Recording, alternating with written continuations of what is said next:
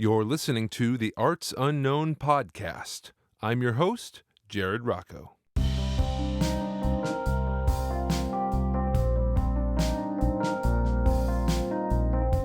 If you're a first-time listener, welcome to the show. If you're a returning listener, well then welcome back. On today's episode, I got a chance to chat with Arthur Terembula. Arthur is a guitarist, singer-songwriter, and music therapist. Arthur grew up in Carbon County, Pennsylvania, and currently resides in the city of Lowell, Massachusetts, where you'll often see him playing at many of the local venues. Arthur is influenced by Americana and American roots music, and is passionate about keeping both of these styles alive. At the time of recording this episode, he is working on releasing his first EP. It was great to get a chance to sit down and speak with Arthur about the struggles and successes he's had while pursuing a life in music and the arts. Let's take a listen. So, I want to start with the beginning. How did you get into music? What are some of your earliest musical memories growing up? So my earliest music memories came from my family. It was very much like my dad listened to metal, and I would jump on the bed, listen to metal, and then... What kind of metal? That's a pretty like a lot of wide genre. Right. Just like Metallica, Slayer, Pantera. Mm-hmm. Like, I guess, I'm not good at the terminology of metal. There's but a lot of subgenres. It's like thrash. I don't know. Yeah. But anyways, I heard that a lot, and then my mom, she listened to like Blondie and Alanis Morissette. Oh, okay. And then that's cool. Yeah, so that's kind of my little piece of her. So I think a lot of my songwriting comes from those ideas. And then my grandmother, she listened to like a lot of classics like Barbra Streisand or Nat King Cole. Oh, okay. Rod Some Stewart. Jazz stuff? Yeah, like vocal pop jazz. Nice. And then... And you grew up hearing all this stuff? You remember being younger and hearing this music? Definitely some of my first music memories. And then...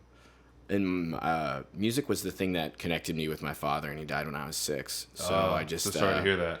That's okay. Yeah, I got really attached to music, and through all of my episodes of life, I have always played. Music has always been there, it sounds like. Yeah, just writing, reading, music, and that's it. That's great. Was there a certain artist or band that you remember you first really latched onto when you were younger?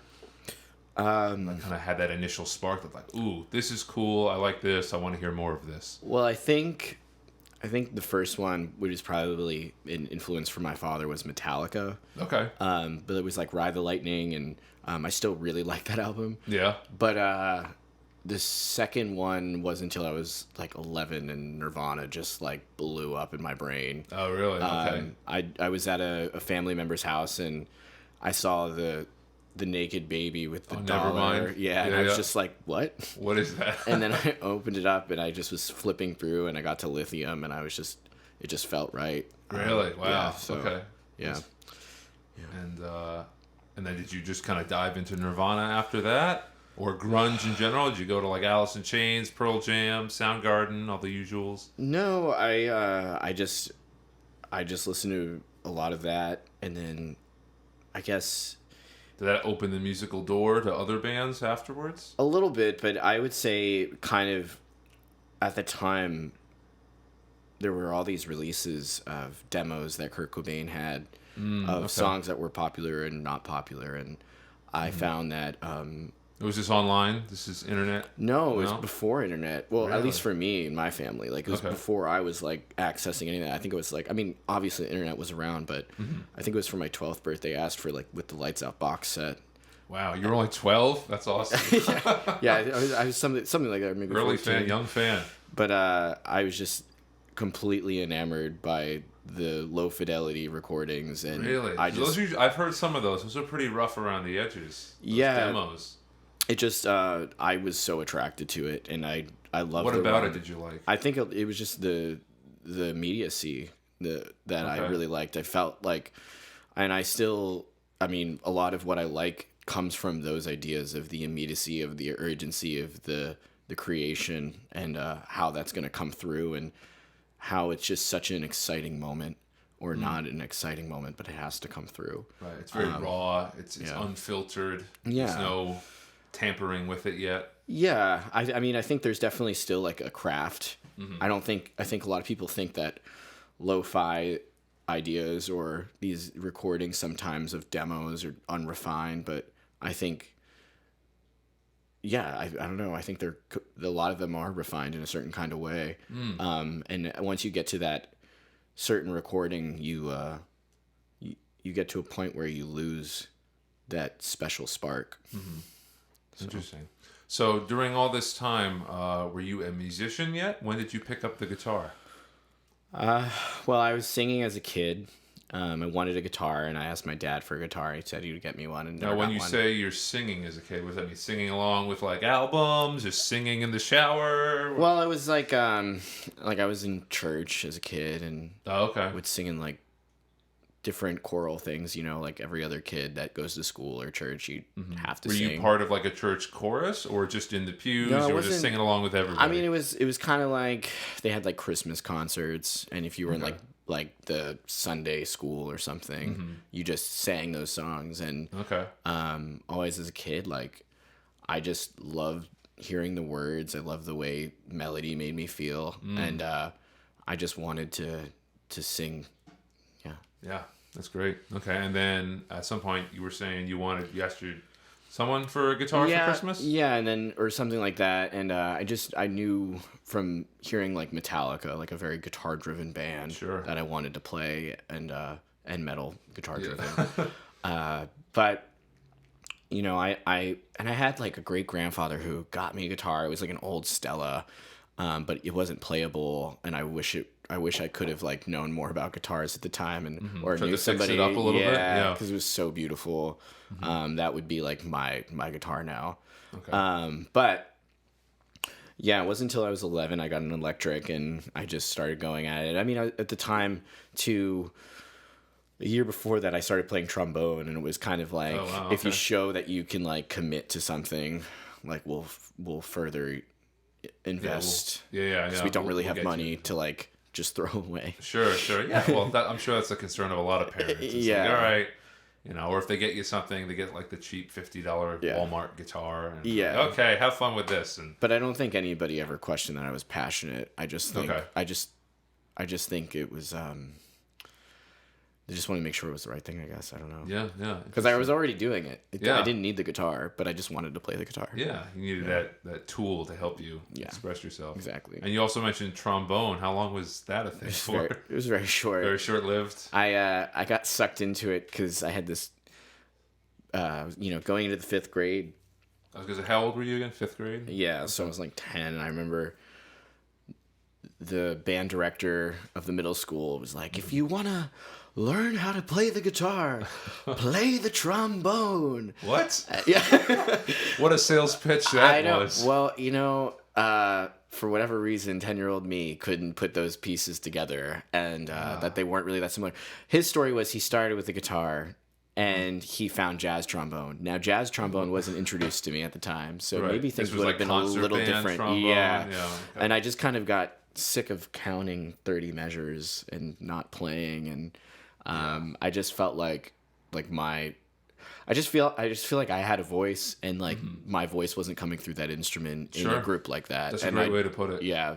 I mean, I think concert music's beautiful. I love going to like see a symphony or hear a symphony rather. But it's definitely a different experience, and I think I had a lot of things that I had to say and process, and concert band just wasn't doing it for me. Yeah. So, but it's a special thing for sure. Yeah, absolutely. So and your first guitar was an electric guitar. Yep. Okay, that's kind of unique. Usually most parents want to start them off on an acoustic or like a nylon acoustic for like classical stuff. I guess that's just what I wanted. I mean, I didn't come from a family that was like, they were all blue collar people. They're all intelligent, but they were like, you think of people like Bruce Springsteen or something, like imagine those areas of plight, and rock and roll and music is like the thing that's driving your town from completely dying when everything else around you is dead already. Just for our listeners, where did you grow up? I grew up in Pennsylvania. I grew up in like what is called Carbon County. Okay. It's like a part of the Rust Belt, I guess you could say, or like coal mining town. Okay, yeah. So coal's really big down there. Not anymore. Not anymore. But the history is there, and it remains, and it just remains. So nice. So guitar, you got the electric guitar. Do you remember what it was? What brand? it was just a Yamaha. Yeah. Yamaha. Okay. Yeah, it was like a starter kit, and Comes with like the amp and the case and the belt, or not the belt, the strap. Yep. Yeah, Nice. and I just remember like I quickly became obsessed. At the time, I like wasn't. Not that I didn't like school, I just didn't excel in school in that form of thinking. Sure. And when I'd get home, I'd either go and play guitar when I was like 12, or I'd go and skateboard, and then I'd come home and play guitar. There you go. So, and then when I was in school, I was just thinking about skateboarding and playing guitars. guitar. Yeah. So, and then sometimes girls, as they started to pop up in my life. Yep, of course. And I still think about those things. Yeah, I was going to say, still occupies some brain space. Yeah. Nice. Instagram's beautiful for watching skateboarding videos. There you go. And guitar videos. Yeah, and girls. And girls. So you get all the above. Yep. But anyways, so that was at that time. That's the first guitar. Okay. Yeah. And did you take lessons, or were you self-taught? I mean, I honestly learned from, I had an uncle who played a little bit of guitar. Okay. He still plays it from what I know, and he's like a graphic designer and Oh, wow. Okay. does some different stuff, and he's a mechanic and welder. And anyhow, he played, and when I finally had this guitar, he like showed me how to play Smells Like Teen Spirit and like maybe like Brain Stew by Green Day. Nice. And Power chord kind of rock. Yeah. And then once I learned that, I was like sitting at home obsessively learning tracks off of Nevermind and like There you go. like off that Dookie album by Green Day, and I just like couldn't stop, and I just wanted to keep doing it. Nice. So that was like kind of the aha moment. That was the spark. Yeah. Kind of motivated you to be like, oh, I can do something with this instrument. Yeah, but I definitely liked making noise. Like and that's the other thing I loved about that box set that I was mentioning earlier with the lights out. Like I loved the noise sections, and I loved again that, and I think the electric guitar is such a textural instrument in my opinion. Definitely. To provide an ambiance, and sometimes it's a pretty aggressive ambiance or a really delicate one. You look at somebody like the way even Nels Cline of Wilco, the way he plays and like has that aggressive sound sometimes, but it's also feels like a little bit like Bill Frisell sometimes, and then Bill Frisell has this beautiful ambiance that's just impeccable. So I think the versatility of the guitar too was something I was very much drawn to. Nice. Yeah. Very cool. And then and you kept playing. I would say you didn't quit, because a lot of people try for a few years and then they're like, not for me. They get preoccupied with the girls or the skateboarding. No, for me it was, I was singing still, and I really liked singing. And when I got to high school, singing kind of took the forefront. Still was playing, but like really, like I was doing different vocal groups in high school and like a cappella groups, and I wasn't very good, but I didn't really care. I just wanted to sing. You just wanted to sing. And I'm sure you got better as you did it more, though. I mean, it sounds like you started singing from a pretty early age. So yeah, I think I got better, practicing. But I think it's like the male voice is really hard to figure out when you're in your teens. Going through puberty, it's the worst time. Voice cracks all over the place. And developmentally, there's just so much going on. So yeah.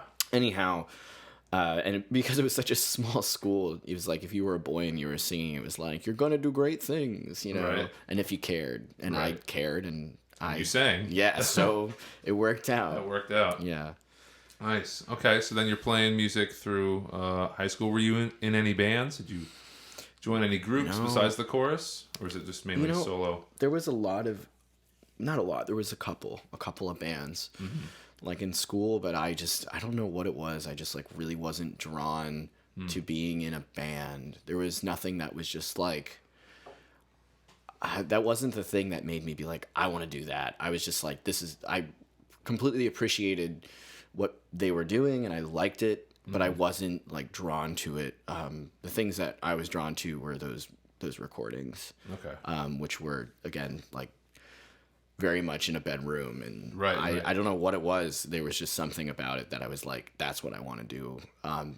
be is cool, but I'm not really Right. that So what do you into mean? be. That's what I want to do. I want to make a career as a musician, or I just want to. No.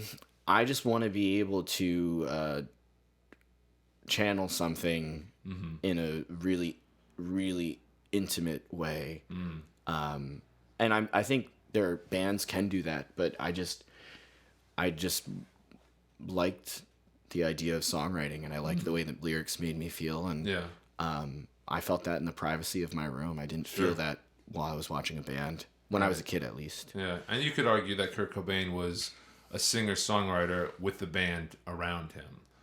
I mean, whereas I feel like there's some bands, maybe Metallica, although I don't know them that well, but a lot of other bands where like they write as a band, they write as a unit, the drummer comes up with a cool fill, the bassist comes up with a cool riff, and maybe the singer writes the lyrics and the guitar player writes the main hook of the song, whereas like with Nirvana, at least from what I understand, it's Kurt doing those kind of demos in his bedroom or whatever, and then he brings them to the band to kind of flesh out the arrangements and make it heavier and make it rock harder. But the initial inception of his ideas, I think, usually, from what I understand, started mostly from him. Yeah, a very private moment. Right, which you can't say that for people. every band, so I think that's interesting that that's where you kind of found the inspiration, because that's kind of what it seemed like you were going towards, the singer-songwriter kind of route.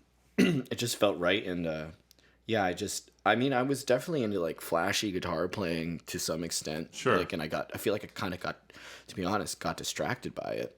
Really? Okay. But I think, in what way? What do you mean distracted?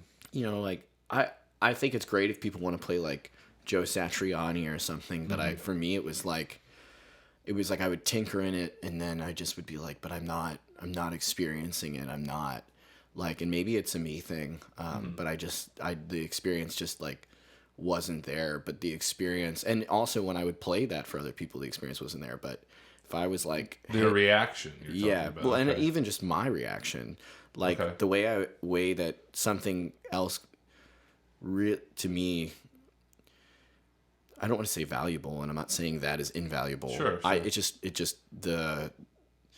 wasn't the right fit for you. Yeah, maybe? it just wasn't the right fit. Yeah. Yeah. Interesting. So I think for who I am, it was a bit of a distraction from who I am. But I think like anything, you're gonna have to like try things and figure out what you like. And I figured out that wasn't really what I liked. It didn't feel right. Yeah. It's just as important. It's right? beautiful though. I'll listen to it once in a while still, like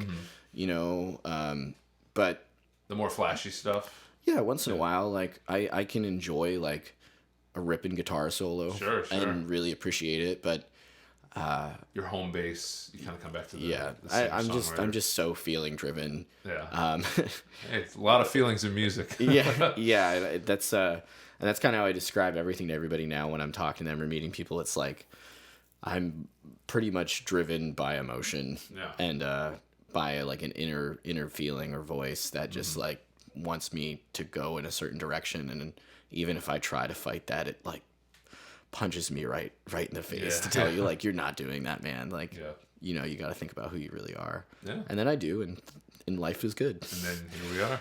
Nice. It's good. It takes a little time to figure that out sometimes. Or your whole life. Or your whole life. Depends. It's a journey, not a destination, right? Yeah, exactly. So as we continue on this journey, high school ends. Where do you find yourself after high school? Well, it's kind of funny. Like, so I had no intention of going to music school at first. I kind of just thought I was probably going to stay near my hometown and do something maybe along the lines of special education. Because I was really passionate about working with special needs kids. I was doing some volunteer work with like Special Olympics and stuff. And, oh, wow. That's great. I don't know. There was something about it that I really liked, and I think it's again like a vulnerability thing, and it's very feeling driven. Sure. A lot of emotion working with those kids, I'm sure. Yeah, there's just like a lot of them are really passionate people. They're really want to grow, and less. I don't know. Everybody's different, though. I don't want to generalize. Sure. But anyhow, so I was kind of thinking that, and then still singing, blah blah blah. And then when I was 16, I got cancer. It was diagnosed, and that's kind of when like the writing really came through, in the process and trying to cope and process my own emotions and the world around me as a adolescent. I can't even imagine at 16 years old going through something like that. Yeah, I mean, a lot of people go through it, or they're, going to, or they have, and this doesn't really, there's no bias, there's nothing to it. It just happens, and happened to me, and I learned a lot, and basically, I had this experience where I was in a hospital, and people would hear me playing like down the hall. And this one day, my grandmother, who would stay with me in the hospital, you were allowed to play in your room? In my room. That's great. Because I'd be in there for like 5 to 7 days. I'm sure that was therapeutic at that time too, because that must have been a difficult time for you. Yeah, I mean, I feel like I didn't think about it being difficult, but it was. And you're 16 too. Music was just a beautiful distraction. It was just like so pure, but so like so much of something was coming out, but it was still a distraction. But all the subconscious like fear and stress and anxiety, was totally coming through.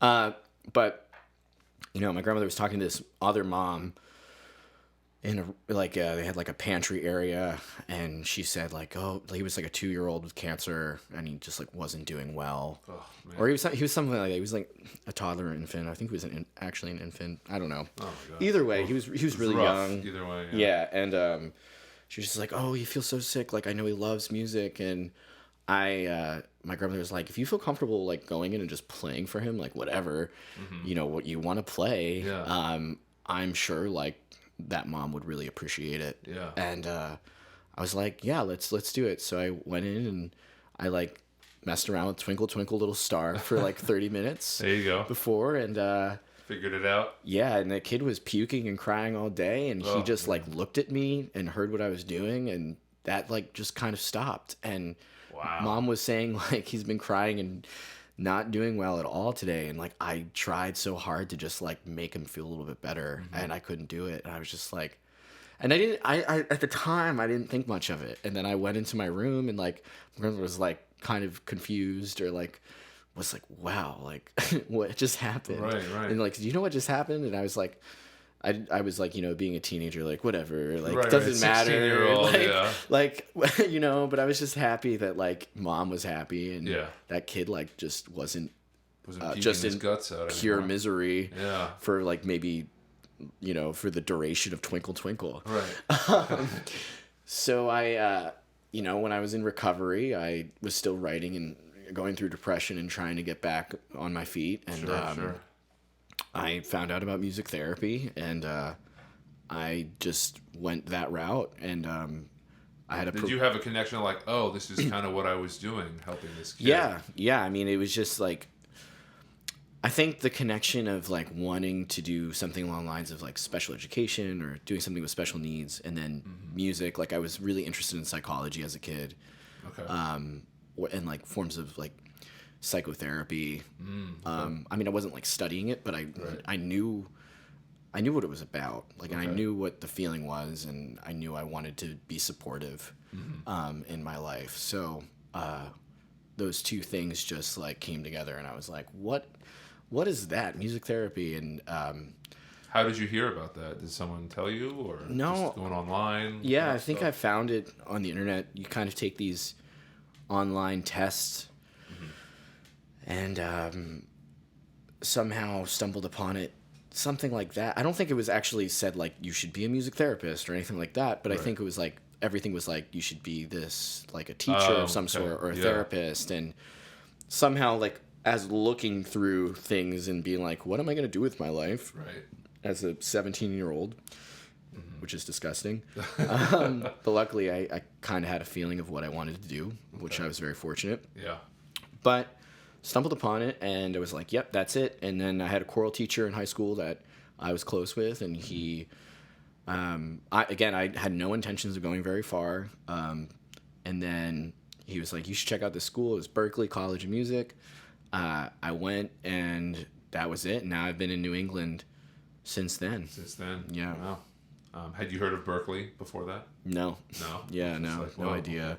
And anybody that, when I got accepted, if I was, working as a cashier, I was doing that for a short amount of time, or, even like at school, or whatever it may be, people ask me, what are you going to do like after high school? What are you going to do college? And I was like, yeah, I'm going to Berkeley. And people would be like really excited because they thought it was Berkeley in California. Oh no. They're like, you're oh wow, you're science. And it's like, no, sorry. And they're like, Berkeley College of Music. Then like sometimes you'd have somebody and they light up a little bit, but I'm gonna say they're a pretty well known school, I feel like. Yeah, but it's Pennsylvania, it's a small town, and you know, a lot of people don't really, you know, I mean, people do go, people come and go, but you know, it's that like there's some places where music really is driven hard, and it just wasn't there. Yeah, it just wasn't there. Well, it was in some ways though. I'm not gonna say that the music didn't exist, or you know, is this like utopian town where you know the mayor was like no music. Yeah, there's nothing like that. It's against the law. Yeah, no. I just yeah, but again, I feel like a lot of it was like concert band and choral driven. Right. That's well. I wanted to touch on. You mentioned your teacher that suggested it. Can you go into a little bit more detail about your relationship with the teacher? Was that a positive relationship? Was he pushing you? No, it was positive. I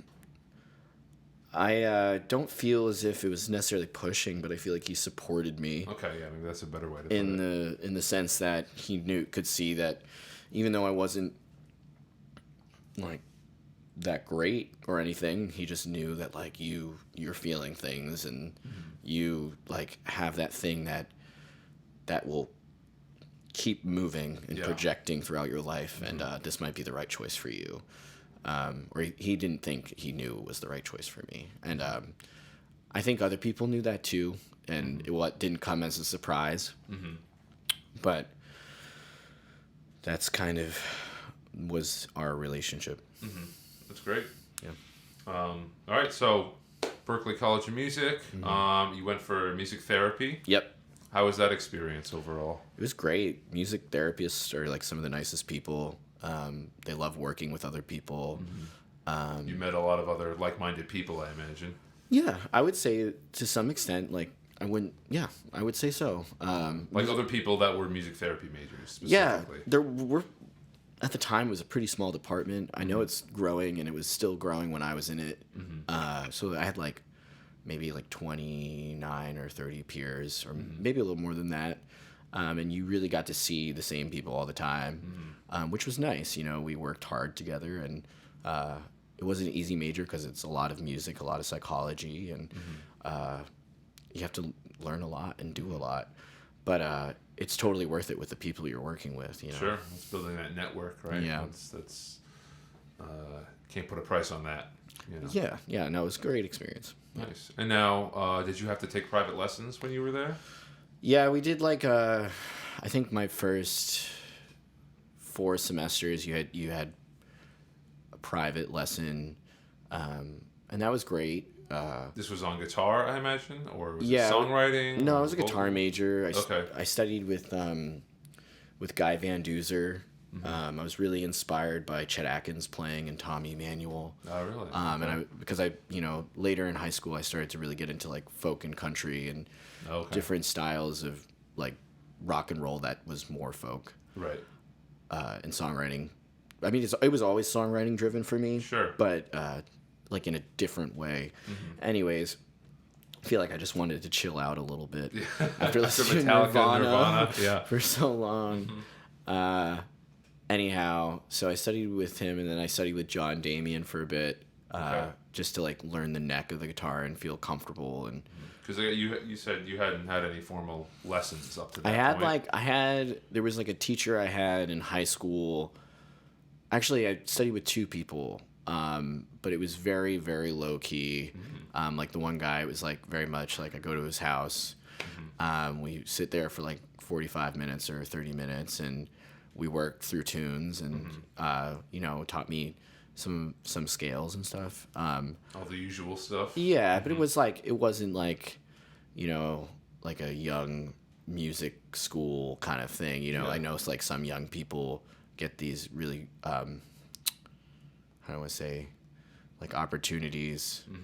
Not saying I didn't have any opportunities, I absolutely did, but it was pretty low key. And then there was a classical teacher he played at the church I went to, and I studied with him for like a few lessons.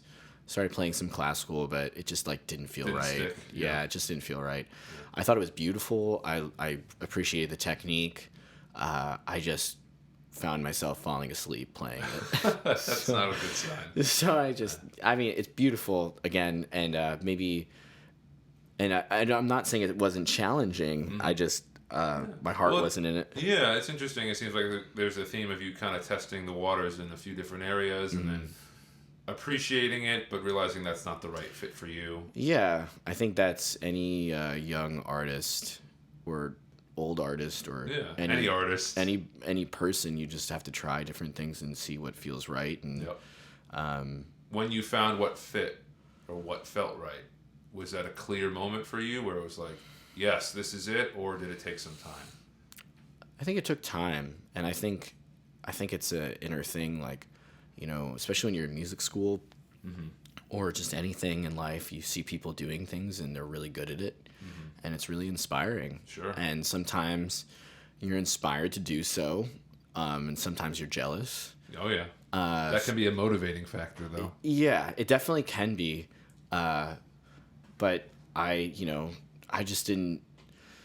It wasn't enough for me. It had to come from the as cheesy as it sounded, it had to come from the heart. That's okay. Because as soon as I was doing things that like, I remember being at parties and like having a guitar in my hand, and like, you know, there'd be some kid like shredding that played before me, and like people didn't really notice, and then I would like be like, yeah, well, I wrote this song, and the room changed, and it was like, this is what I'm supposed to do. You were really tapped into the audience reaction, it sounds like. Yeah, because I started out as a guitar major. Still love the guitar, still study it, but I was busking and playing like Chet Atkins songs, which I loved, and all these things, but like people didn't notice it. And then I would play like a James Taylor song or something else, and people were like, they loved it, and I loved it. It felt good. It's funny how that happens sometimes, yeah, you know? And I realized like the effect that music was having on me when I was playing it, even when nobody was around. Right. Where the Chet Atkins thing was like, it was technical and it was fun, and it was cool to be like, I have these small objectives and goals. Yep. But it for me,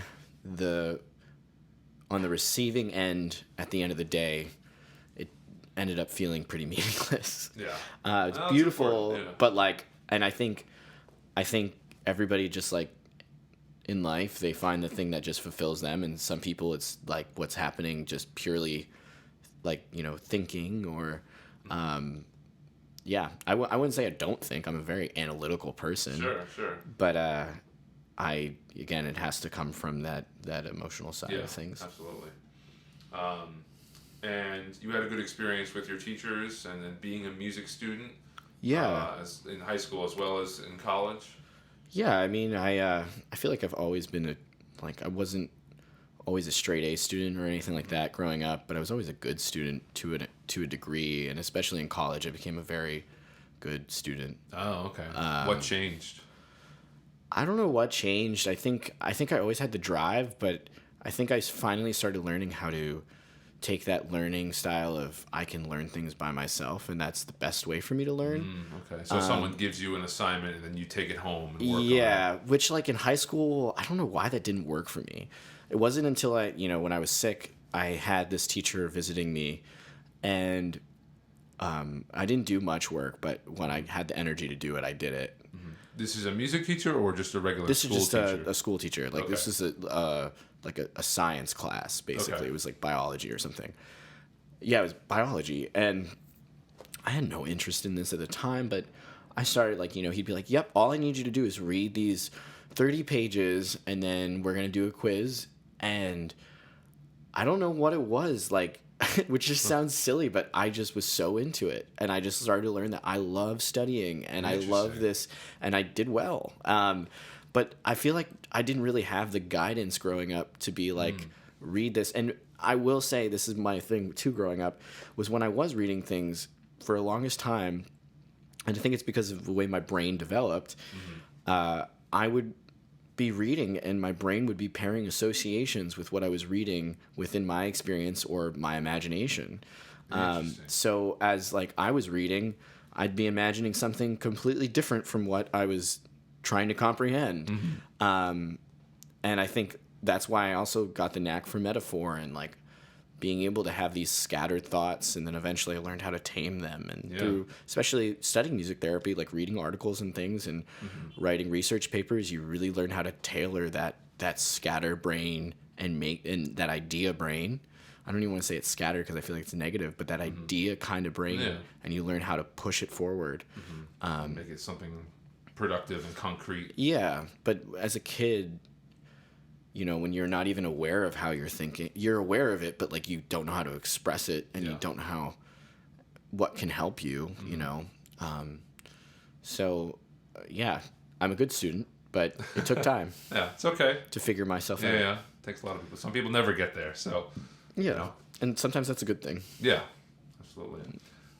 So part of the point of this podcast is we also want to sort of help creatives and artists kind of know, all right, if I want to do this, how am I going to make a living and support myself? Because a lot of times we've noticed that, you know, that doesn't get taught as much in schools, or people just aren't really sure what to do with that. So I wanted to kind of talk a little bit about that. The first thing I was going to say is, when did you realize you wanted to try to make a living as a musician? Was there a certain moment?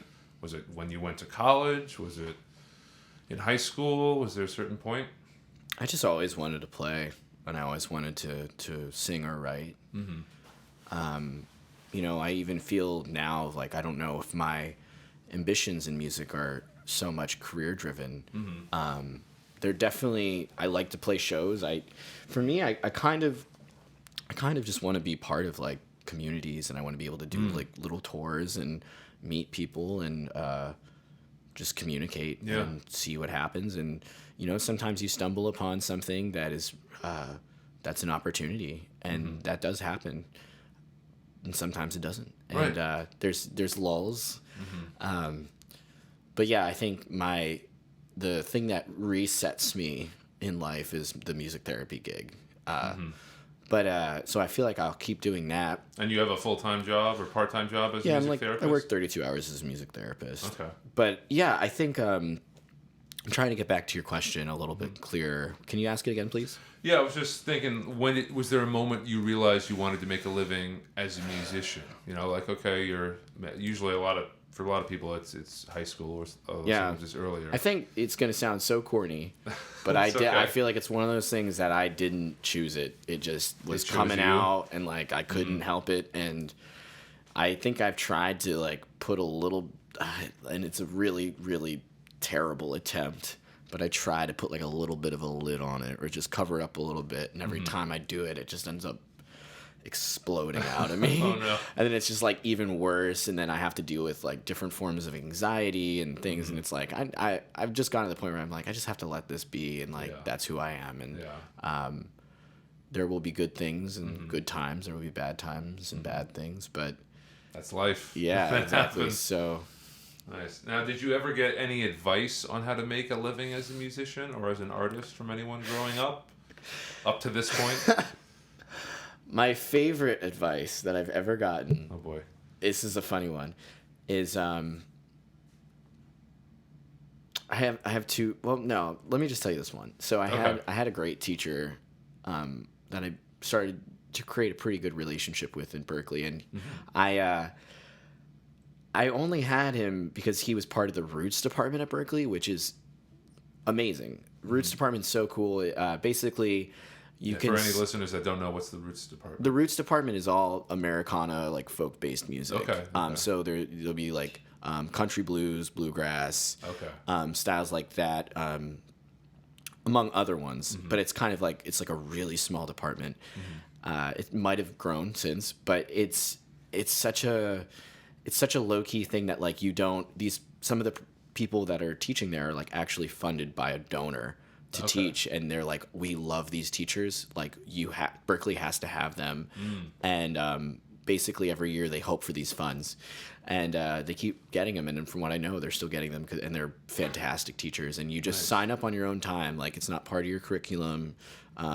You find a slot that week and you go in and you pick whatever time you want. You sit with them for an hour or 30 minutes, and it's great lessons. That's awesome. And that seems like right up your alley. You said you were getting into the folk and that kind of stuff later on. I found myself wanting to play ragtime and blues because it had technicality of the finger picking that I wanted, but it had the emotion in the voice, and it had the groove, and it had the truth of a song. And that's a great description right there.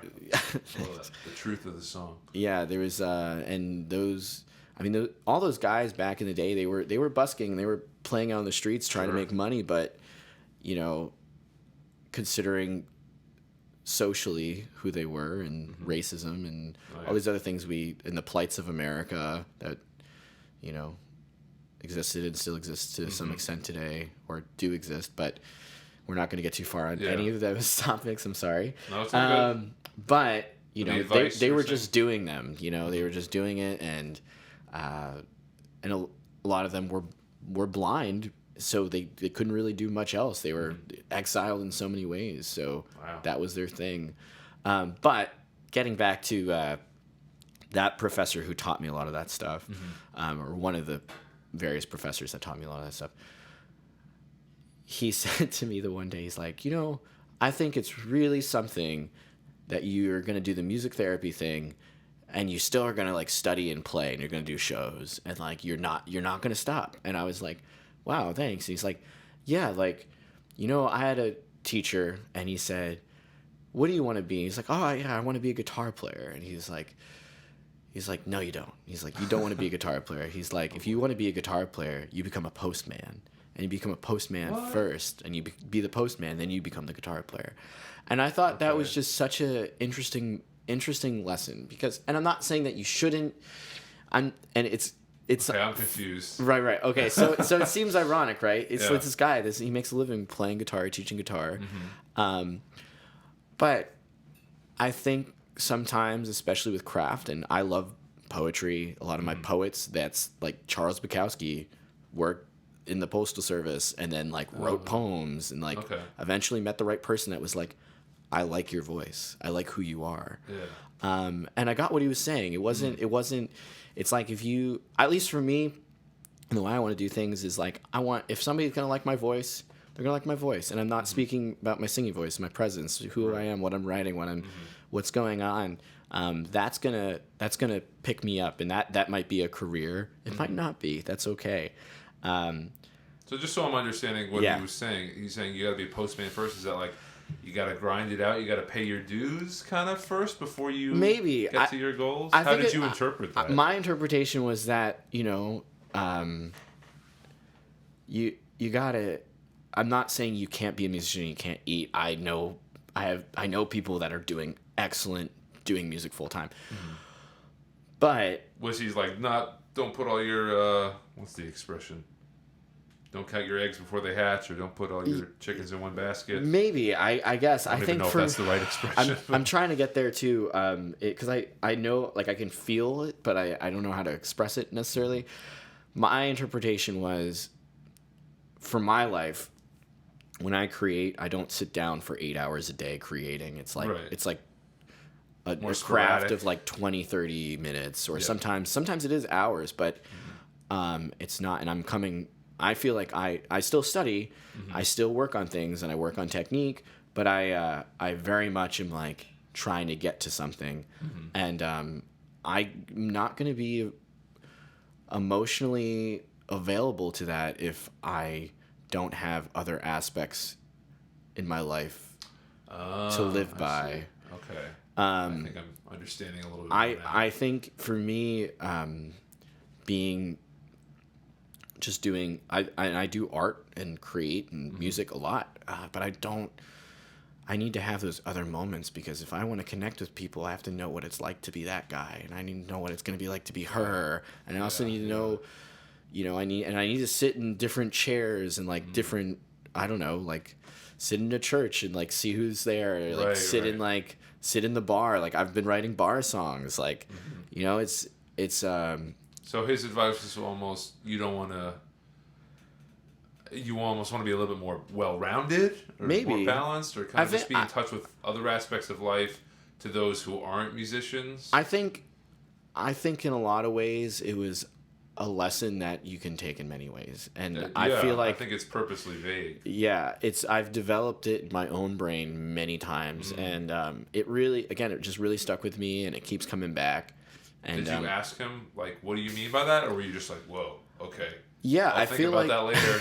Dissect that at home. No, I think a lot of it too is like you know, this is a way you can look at it too. Is like if you have something that has a steady income, which you can do that as in music, but he's saying in general, if you have something that has a steady income, you will be able to live a healthy life and doing what you're doing and keep pursuing that and keep moving towards your craft and that thing.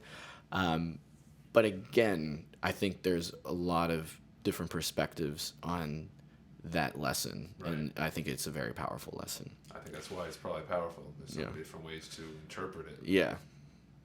Wow, that's some good advice. Maybe the best advice for that question I've gotten yet. So thank you for sharing that story. No problem. All right, just one or two more questions to kind of wrap things up here.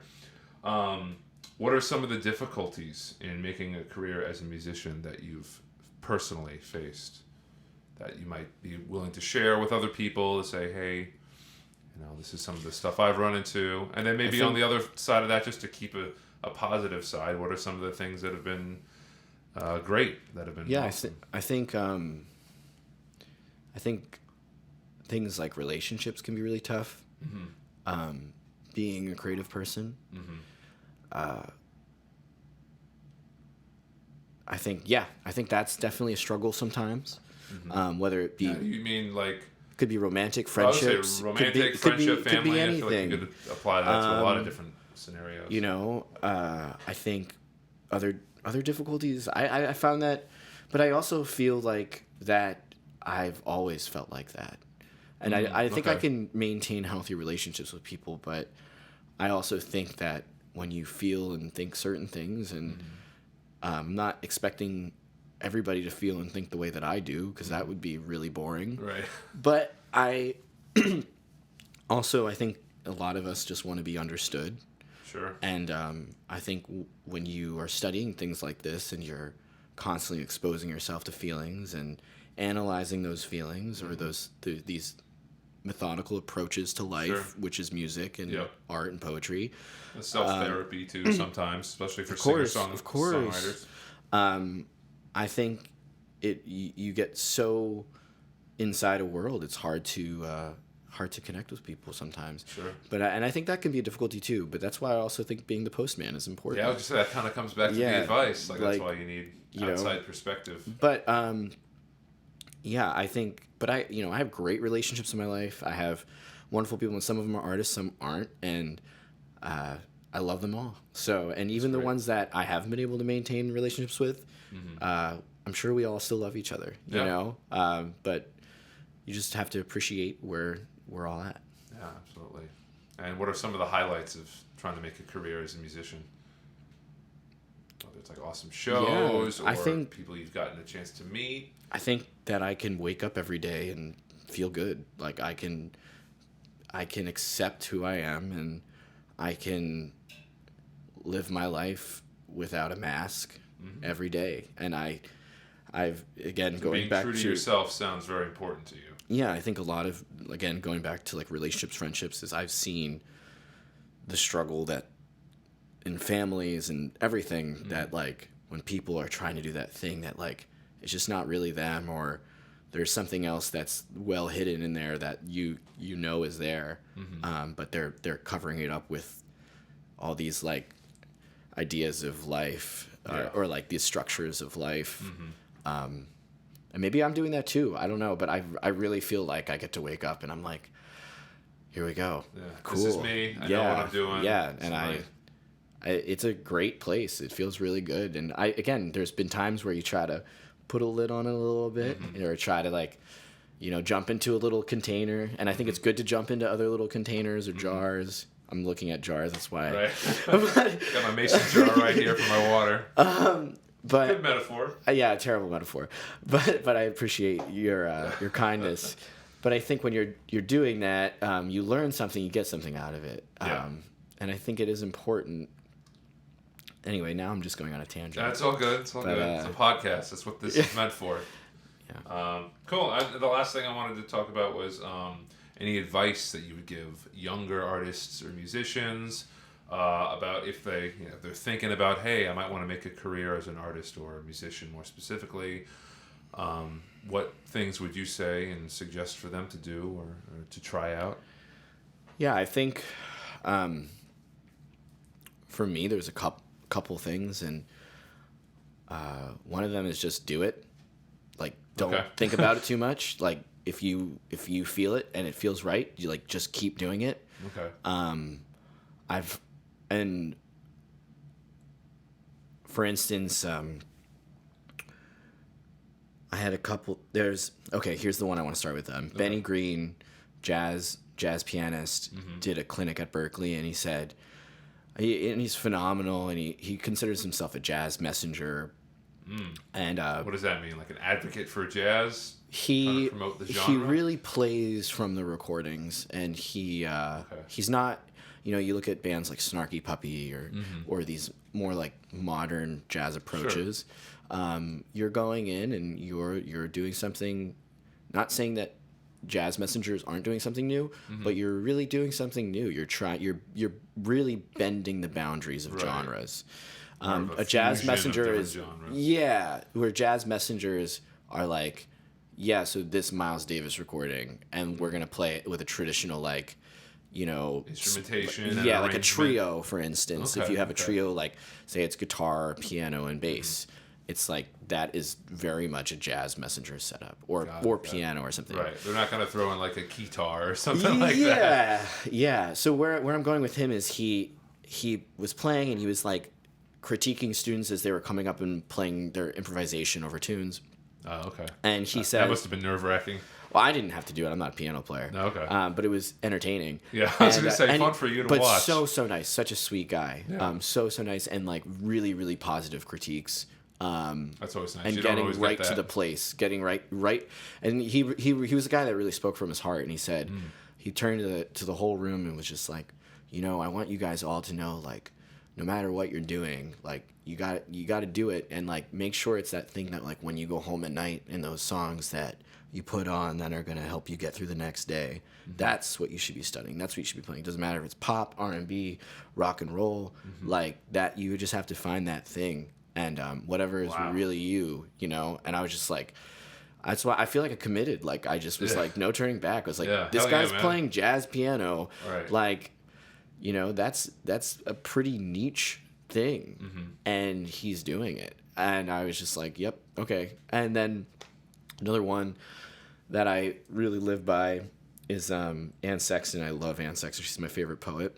And she said, I'm not familiar with her. She's from a confessional movement, phenomenal. Check her out sometime. Okay. But she has a quote that's, "Put your ear down close to your heart and listen," and I think that's another thing with just going along with your question. Those two things like that, and I mean, again, like even Ed Sheeran, like saying something like, "Just make it, just do it," and there's so many people out there. Somebody's gonna like it. And even if it's just your mom, like at least you made your mom happy. That's true. Who doesn't want to make their mom happy? Who doesn't want to make their mom happy? You gotta do those things. So I think you just gotta do it, and it's there's gonna be rewards. There's gonna be challenges, and bumps in the road. You're gonna face a lot of things in life that are gonna be really tough, but that's everybody's life. That you're no different. Right. So you just got. It sounds like your advice would be make it work for you. Yeah. More or less. Yeah, and it takes a long time, and I'm still figuring it out. Yeah. Patience, I'm sure. Definitely a good thing. Awesome. Well, I think that just about wraps things up today. Thanks so much for coming on the show, Arthur. Thanks for having me. Yeah, no problem. Yeah. If people want to check out your own music, do you have anywhere online people can go to check it out? Yeah, just type in my name on SoundCloud or Bandcamp. Not on Spotify right now, but it's in the works. So you're gonna jump on that streaming train eventually? Yeah, eventually. I don't want to release like singles on Spotify right now. I think I'm gonna move towards like promoting an EP or something. But okay, I have a few things in the works, and I've been recording, and that's really what I want to be doing anyways. The recordings are what really hit me.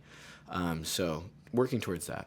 Nice. And then people can just look up your name, Arthur Terembula. Yeah. Look me up, and if you want to follow me on Instagram, I think that's effective just to see where I'm playing, because I do play shows and what projects are coming out or what I'm working on. It's Arthur_sings_plays. Arthur Sings Plays. Yep. Instagram. Awesome. Well, thank you so much for coming on the show, Arthur. It was a you. real treat to talk to you, and look forward to listening back and checking everything out. Cool. Thank you. Yeah, no problem. And thank you guys for listening. This has been the Arts Unknown Podcast. My name's Jared Rocco. Catch you next time.